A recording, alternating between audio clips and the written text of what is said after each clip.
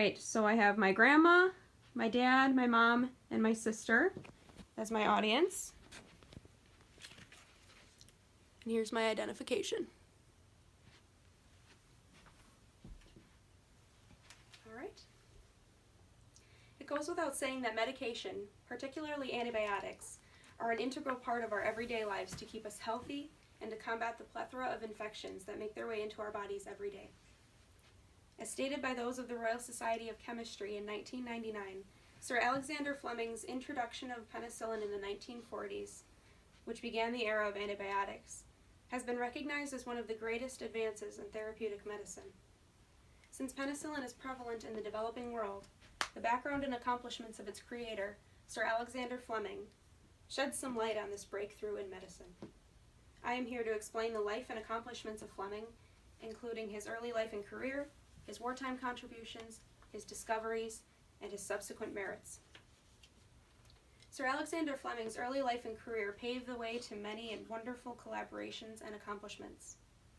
Fleming was born in a small farming town in Scotland in 1881, where he was raised until the age of 14, where he decided to move to London with his older brother to go to the university there. He originally studied to be a surgeon at St. Mary's Hospital of Medical School at the University of London, but decided he was more interested in microbiology and infection control, leading him to the career path of bacteriology. He also got a temporary position at the inoculation department at the university with this degree, which is a department that studies vaccines and their effectiveness.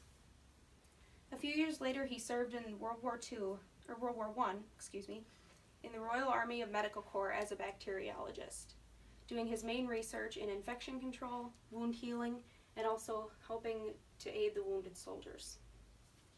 During his research, he noticed that a lot of the aseptic techniques that were being used at the time were doing a lot more harm than good, since the mortality rate continued to climb throughout the war.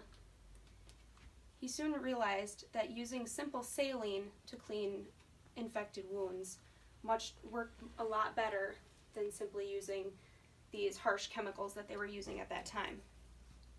Even though he demonstrated outstanding work in his early years, that still didn't stop him from continuing his research after the war was over. In 1918, he returned to St. Mary's to continue his research, mainly focusing on the infection control portion. He also took on a new position as assistant director of the inoculation department, which gave him a little more pull as to what he was able to research and conduct on his own. This is also where he made his first discovery, and also in a rather interesting way. One day, while tending to a cold, he discovered a new enzyme in the human body, something he called a lysozyme. And how he discovered this was when a drop of mucus from his congested nose had fallen onto a culture of bacteria, contaminating it. He was initially really irritated that he had just ruined his sample, but since the sample was already ruined, he decided to look under a microscope anyway. What he found was quite interesting. He noticed that wherever the mucus had contaminated, all the bacterial cells had been damaged. This made him realize that these enzymes are in our bodies to help begin the fight when they start infecting us. This is not his most famous discovery, however, which ended up happening a few years later. After returning home from a vacation with his family, he noticed that another culture of bacteria he had been growing had grown mold. Again, very irritated that another one of his samples was ruined. But luck was on his side with the lysozyme a few years later, so he decided, why not look under the microscope and see what he had. This discovery was even more interesting. Not only were the bacterial cells damaged, but they were completely destroyed, annihilated. Even the cultures that were in the vicinity of the mold were destroyed, creating a complete circle of dead cells around the mold. He initially thought that this might be another type of enzyme, just stronger. But that also didn't really make much sense. Because of what he knew about enzymes, they were only capable of damaging cells, not destroying them.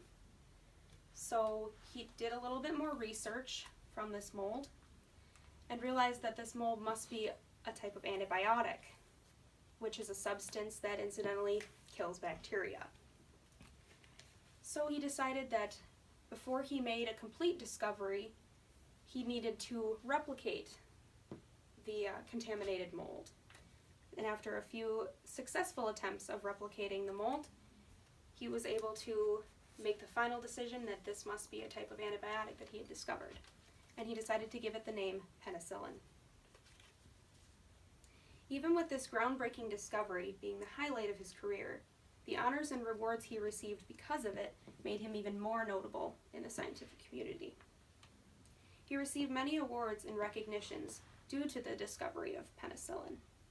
First, he was elected Fellow of the Royal Society, and he was knighted in 1944 by the royal family, giving him the title of Sir Alexander Fleming. His second and probably most notable award was getting the Nobel Peace Prize in Physiology and Medicine in 1945. That same year, he was named the head of St. Mary's Inoculation Department, which is very symbolic since he started his career in this facility and was able to finish it out in this very same facility.